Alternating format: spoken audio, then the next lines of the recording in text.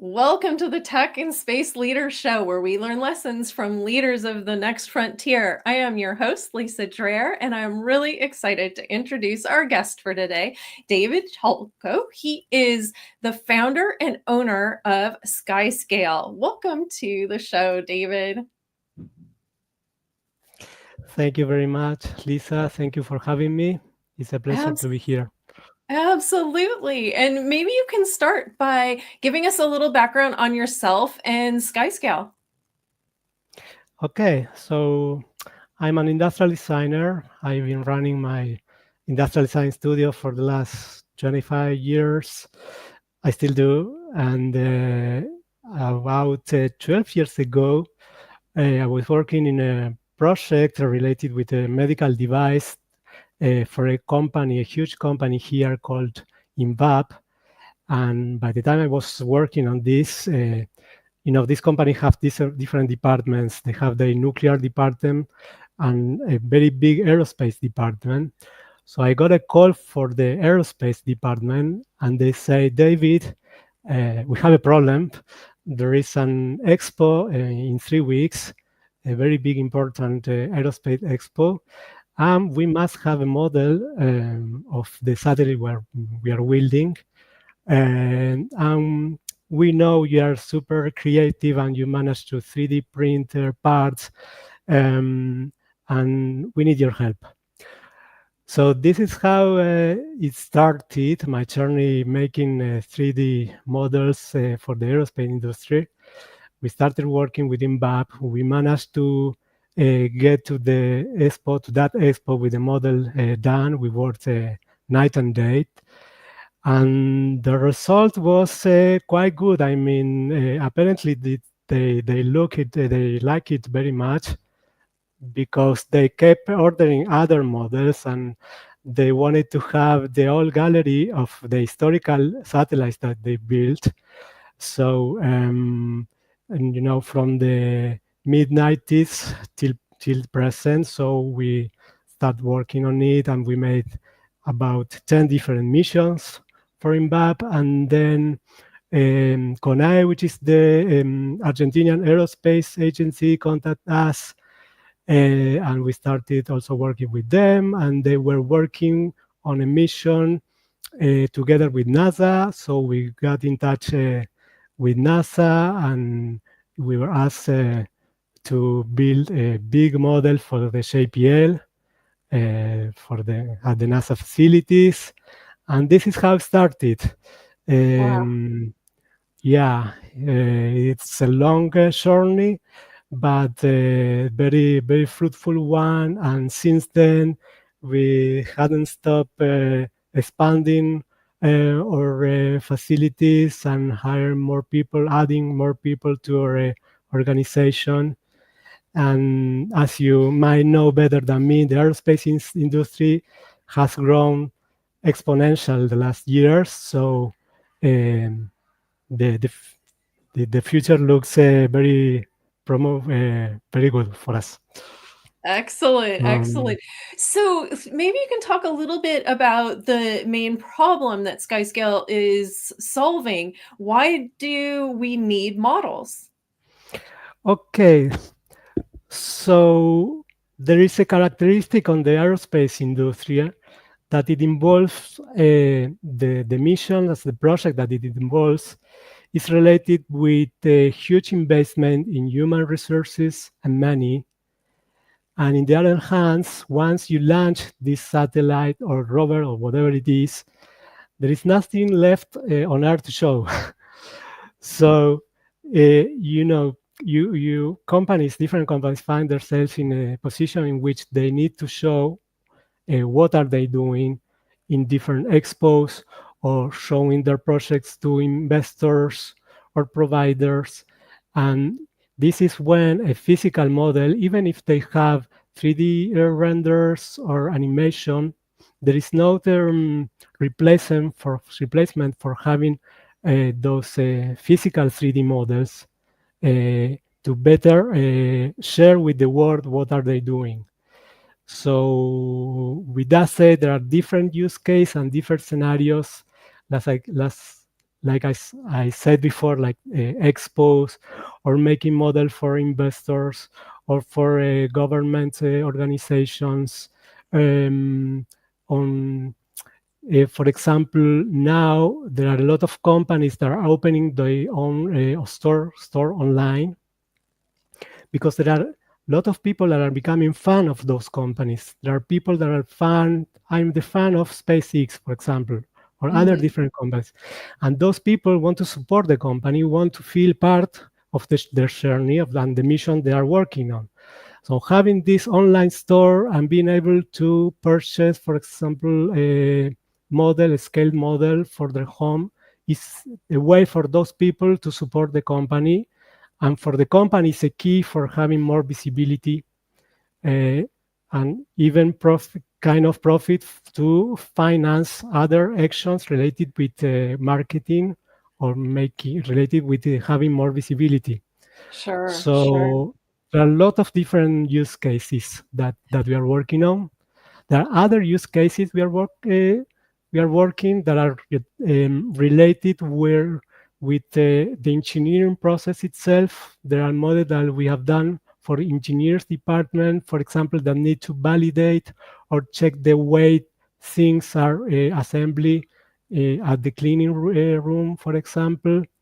Or we had another order for the Luxembourg University. There were a group of people that were developing a navigation system there. They needed this model to better understand the way the satellite moves space, and they were able to collect data from the way the light reflect on the model itself. So there are plenty of different scenarios in which we uh, join the different missions and projects. And yes, this is Right. where we are Very, focused. very exciting. That's amazing. So you're actually helping to turn some of the spacecraft concepts into reality so that they can actually see what those might look like once they're manufactured, right? Yeah, yeah, Yeah, absolutely. amazing. Amazing. So what is the actual process of developing these scale models? Okay, so there are different ways to approach to a project. Basically, we can start from getting the CAD files, the 3D files from the company. And from there, we start a process in which we scale those files, we adapt those files to the different technologies that we use, like 3D printers or pieces that are going to be cut by laser or are going to be machined by our CNC router here at our warehouse. So this the very first step is just to start from the files that we get, of course, and after signing an NDA, etc. And from there, we go through all this process of scaling and adapting. And once the project is scaled and is adapted to the technologies that we use, we start production. And we pay a lot of attention of the way the models are packed after production and assembling, because most of our clients are in United States and in Europe.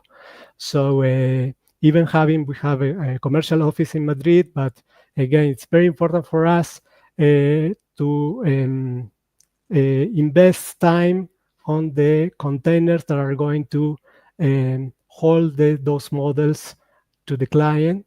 And beyond that, they usually do use those containers and packaging for taking those models to different expos, for example. So we conceive it, the packaging, as a part of the project because it's going to live with the model for a long time. Right, right. Um, So yeah. you started to mention some of the equipment and things that you have that help you actually build these models. Can you talk a little bit about your facilities?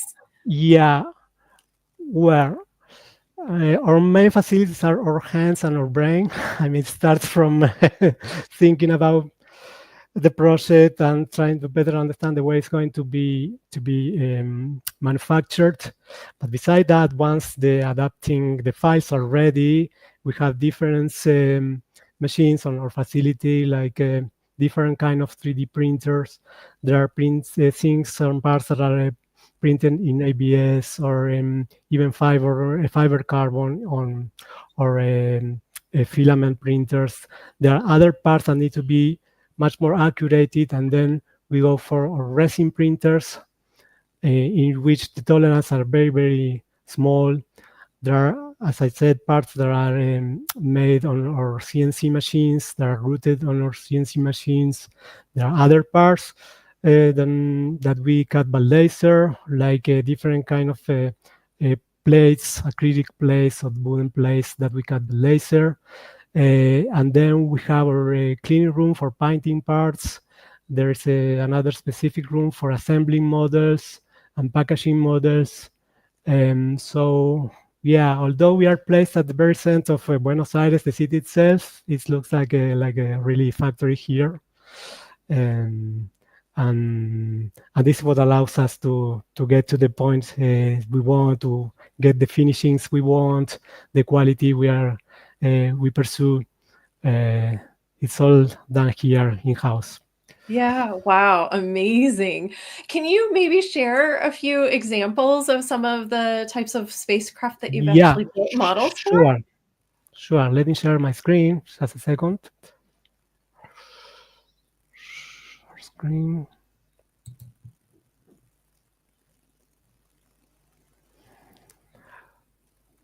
Okay, so this is a model we did for the JPL for NASA.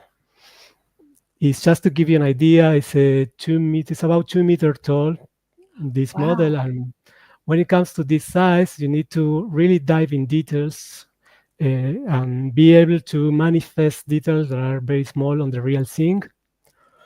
In this case, also, as you can see, you have those solar panels and this big antenna, which is the main instrument of the mission. This was a mission that was able to measure salt on the oceans. Then we managed to make the model in a way that can also demonstrate the way solar panels and antennas are deployed in space. So Wow. these guys were moving on the models. There are other projects like this. This is a geosatellite. It's about 3 meters tall. And this is a satellite we did for this company INVAP here in Argentina. Wow. It might be one of the biggest we did. This is the body itself, the main body that includes different materials. We were talking about materials and technologies. So you can see here parts that are 3D printed, panels that are cut by laser, parts that are bent and cut in metals. We also rely on different kind of metals like lightweight aluminum for tiny little structures. There is another project, for example, this one is a radar, it's satellite, which is a radar, it's a SAR radar. This is also about 2 meters tall. And for example, this project is a project that we did in different configuration. As I said before, for example, this one is the configuration that would work for lobbies or for expos, etc. We also did this other configuration, which is a desktop one. This is a tiny little model, which is about 30 centimeters tall. Oh my gosh. Yeah, and the purpose was for for a corporative present gifts, gift for investors, for clients, for providers. So we cover all that range, since this small one till this big one. Wow. Uh, and there is a third use case scenario, which is this one, which is the educational one. What you see Oh, here is,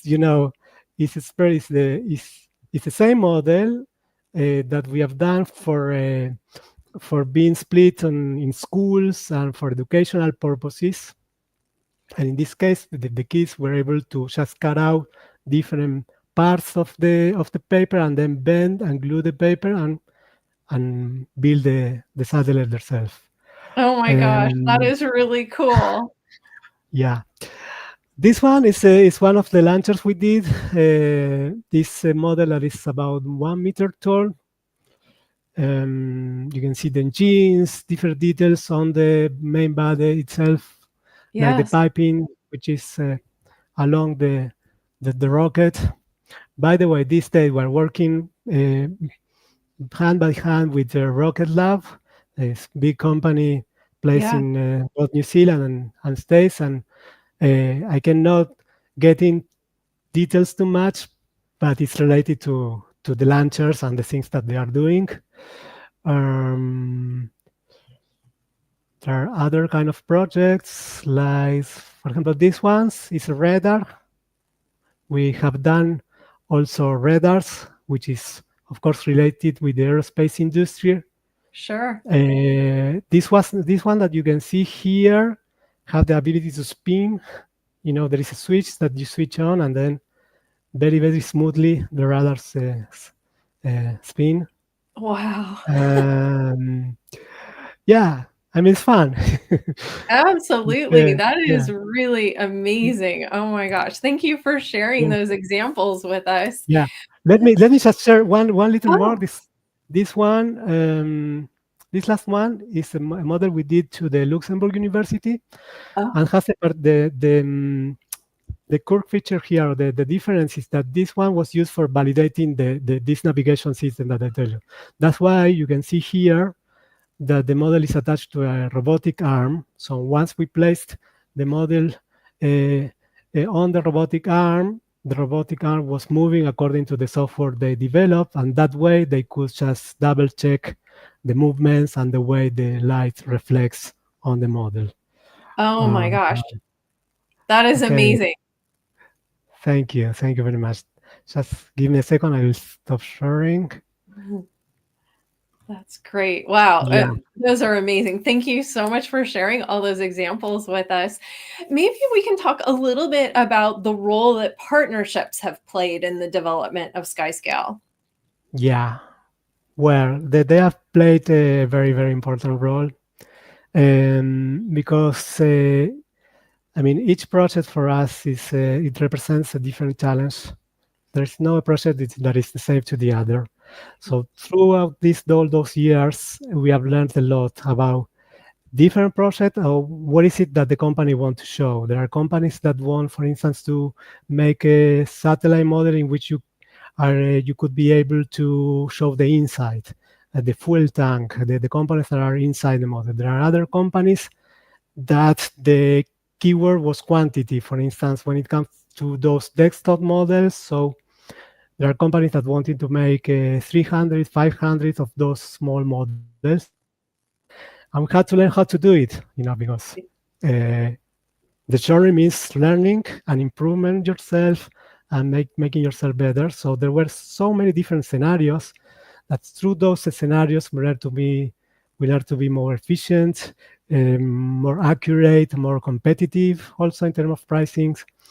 So yeah, we could have not done, we couldn't have done with our partners and our clients, and there is also one interesting thing that we learned is that things and models behave different in zero gravity than on Earth.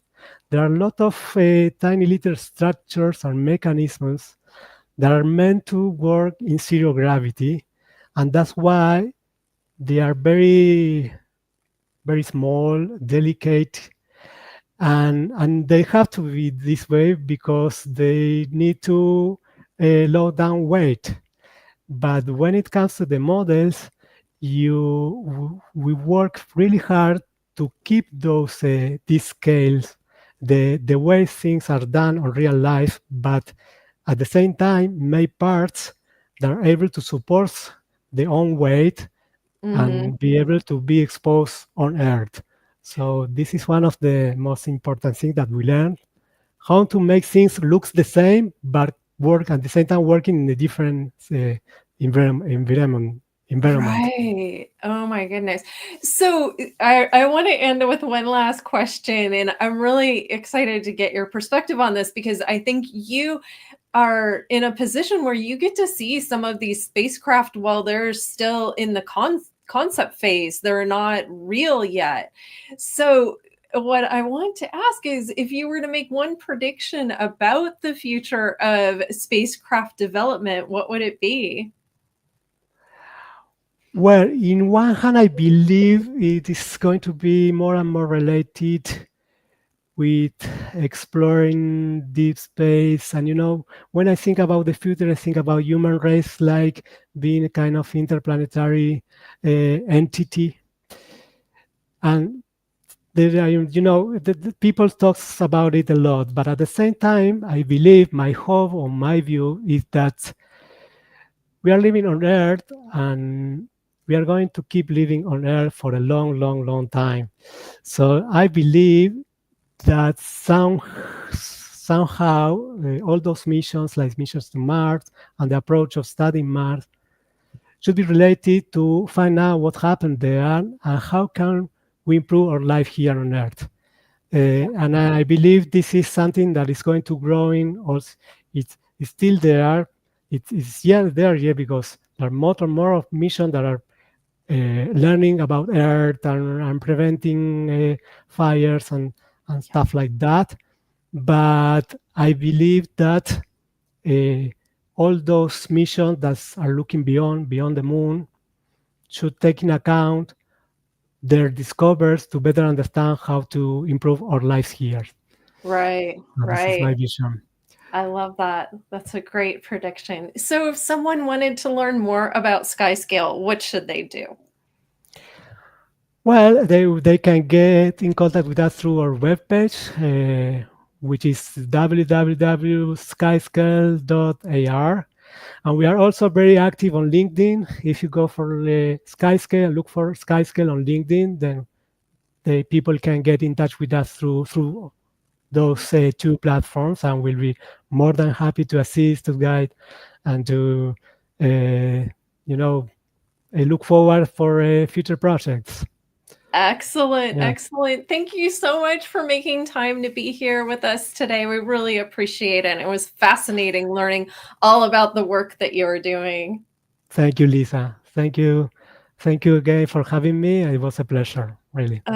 Absolutely our pleasure. And I do want to take a moment to also thank GuideForce for hosting these sessions. To learn more about GuideForce, you can visit guideforce.com. And we'll see you next time on the Tech and Space Leaders Show. Thank you.